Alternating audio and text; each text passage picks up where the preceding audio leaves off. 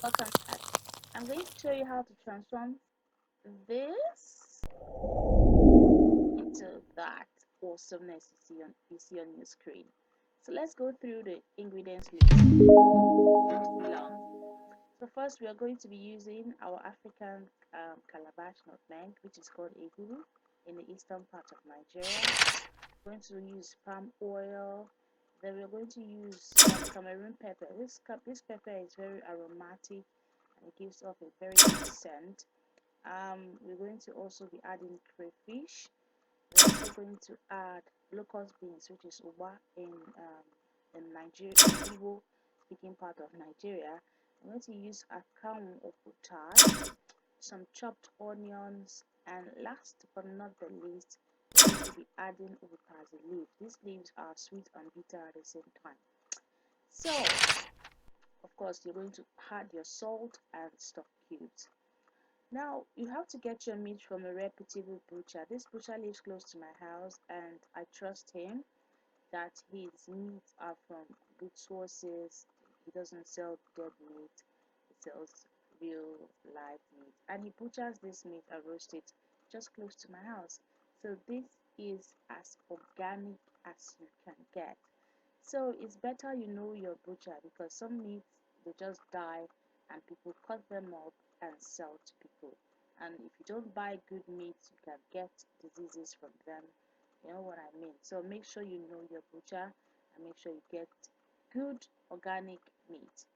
So we are going to start off by cleaning the meat. Yes, we are going to clean this meat. I cleaned it like twice. This is the second time. So what I did with the tongue was I took out the tongue and I put it in boiling water. I didn't boil it. I just put it in boiling water for like a minute or so. I took it out and I scraped the tongue thoroughly. That's my favorite part, and I like it to be clean. So I scraped it thoroughly and I re-washed it with the rest of the meat. So I'm going to now put the meat into the pot and get it ready for boiling. Ah, yes, I like the smell of cooking raw flesh. I'm not a carnivore, man, but I do like the smell. Okay, this is a very important step. We're going to use the brain. You don't wash the brain, you keep it the way it is. Tie it properly. I tied it again because I don't want any spillage into my meat. So I tied it up and put it with the rest of the meat. Please do not take out the brain from the container. Do not wash it. Just put it the way it is, into the rest of the meat. Add some water enough to cover the meat. Make sure your water covers the meat so you get a lot of sauce from it. I'm someone who likes a lot of sauce. So the next is to put your meat on the fire. Bring it up to a simmer, not a boil. Let it simmer a little. Then you add your stock cubes, uh, and also you add salt to taste. Yeah, add your stock cubes first, then you add salt. At this point, do not taste your meat; it's not cooked. Just add it so it will give your meat a little bit of taste. So when it's now properly boiling, you can then add your onion. Yeah, I added very little onion. Some people like to add a lot, like my mom, but I like to add little. Then leave it to boil.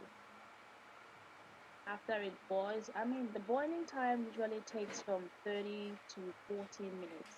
So once it's at that, it's between 30 40, you can take out one meat and you try to see the level of doneness you like. Me personally, I like my meat very soft, so I boil it for sometimes close to an hour. Now let's go back. Let's go into making the sauce. So first of all, you dry fry your nutmeg calabash until it is this color. It's like burnt, but not burnt. It's black. What I'll do is before you then you take it out from the pot and put it in a mortar and pound it. But you have to wait till it's cold, or else you're going to get it in pieces like I did. My grandmother came and was like, "You should have left it," but hey, I was in a hurry to get cooking. So you put it in your um, mortar and pound till it's smooth and you know soft, just like that. Then in that same mortar, you add that cooked brain, goat brain. Yes, I know. Yeah, at first I was like, what the hell am I doing? But she's like, this is how we make it. So you make sure you mash the brain. This doesn't look so good, but it tastes absolutely delicious.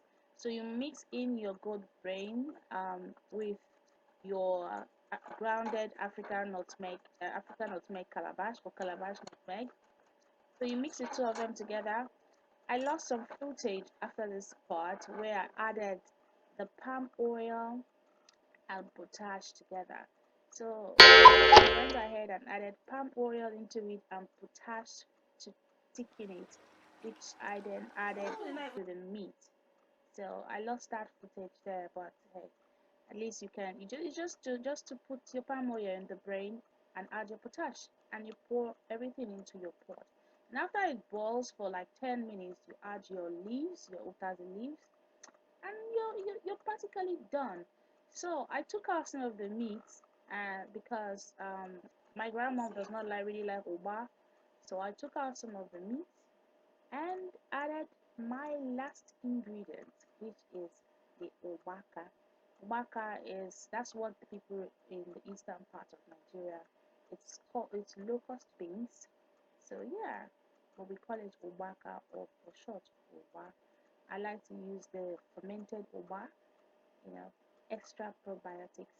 So here it is. Here's the oba. I mixed it actually, the fermented one and the one that is not fermented.